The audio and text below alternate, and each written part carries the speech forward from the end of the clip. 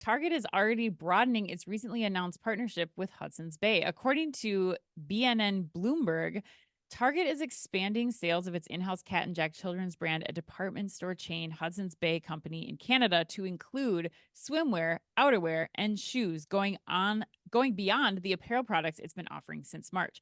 Target has also reportedly received interest from other retailers around the world and is in the early stages of exploring opportunities to sell its products to retailers in Europe and the Americas.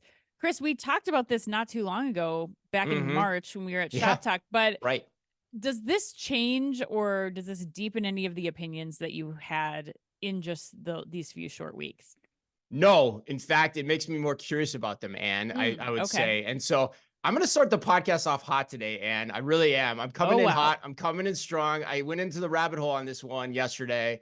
And I'm going to try to get through this in my 1.5 to 2 minutes that I have per segment for this. But first of all, I'm not buying the idea that after 1 month of selling, Target decided to expand the assortment. Okay. 1 month just isn't enough. People could be excited about the launch, for example. It's the same reason you don't measure new store comps against the first month when a store is open, when a new store is open. Fair. So that tells me that the expansion was probably already in the works. And it feels like Target is just using the media here to help drive interest in the wholesaling strategy, especially when you consider that earnings are coming up here very shortly. So I take this announcement with a grain of salt, number one. All right. Number two, and here's where I get spicy, and number two, the strategy. Cat and Jack, as was stated in the reports, is a $3 billion brand in the US for Target. Okay. Mm-hmm. So I took a look at the size of the US apparel market relative to other countries. And courtesy of a quick Google search, I found that the top 10 countries by apparel sales, and I looked up the top 10 countries by apparel sales annually. Okay. The Okay. US leads the way with $350 billion annually, followed neck and neck by China. China's about the same size, but China is not a stated outlet for Cat and Jack at this point. And whether it would resonate there, I don't know. Target's tried some things in China before. They haven't really moved forward with them, at least to our knowledge. India is next at 100 billion. Probably not a great outlet for that brand either, which leaves the next 7 countries. The next 7 countries, Anne, they total about $386 billion, which is roughly equivalent to the US's annual volume. Sure. So at best, when you strip this back, at best, this is a $3 billion idea because net, the volumes are roughly the same. All right. But you have to think that's a high estimate for 2 reasons. One, that is retail sales volume, not what Target takes home from the distribution deal. That's very important.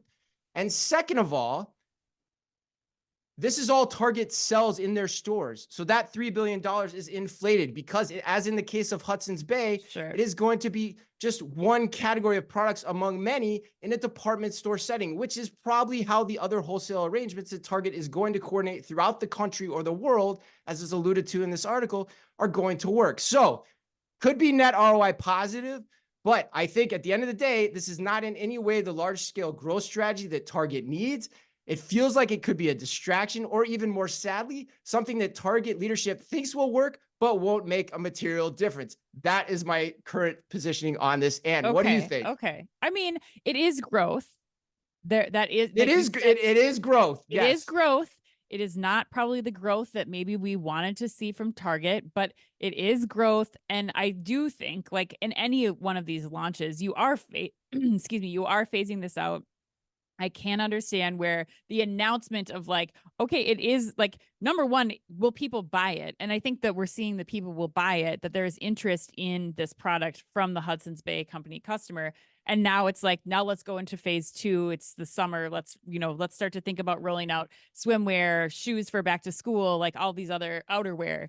So I think it makes sense logically to me, but I really think that, Chris, it's going to come down to what resources Target has to allocate for this. Because my guess is you're not, to test the waters on this, you're not doing too much by way of like hiring on teams. You're probably like adding this on to your current team's workload just as a pilot, right? To see where it goes. And so I think the proof's really going to be in the pudding when you start to see if they start to expand to other retailers. Because I worked on the Target Canada brand launch, and like the amount of work and resources and teams allocated to just like making sure that the packaging and the hang tags were bilingual, and that the, and as you start to go that, this is one market. As you start to go into other countries in Europe and the Americas, like that's going to continue to be more and more robust, and teams will have to be built out to support this.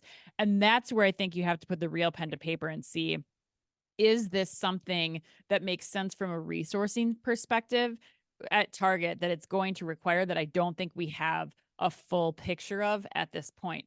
But the other thing that I would add too is that Target's not alone in doing this. So, something that we said back on No, the not at pod all. yeah, it's something we said back on the podcast when we were talking about this initial launch in March, was like, can Target make a business of this without going on some of those other, marketplace sites like Amazon, like Wayfair, should they decide Mhm, to go into home furnishings?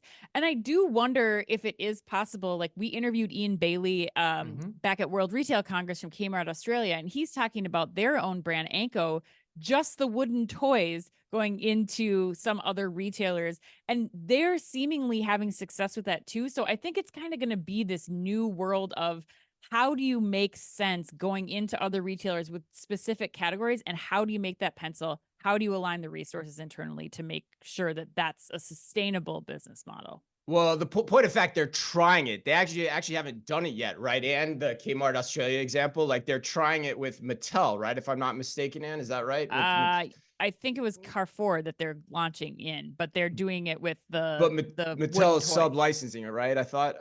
But anyway, regardless, like it hasn't. I don't think it's actually gone into market yet. And so you're right. I mean, the key thing is the juice worth the squeeze? But that is a good example of like, someone else trying the same thing. And lots of people have tried it, and it's also why, brands like WHP Global license the Mhm. the right to use Toys R Us. And so there's potentially a there, but you're right in terms of like, what is Target gonna get out of this? Is the juice worth the squeeze? And what is the long-term growth potential of it? I think that's still the $64,000 question, as much as there might be energy and excitement around this announcement.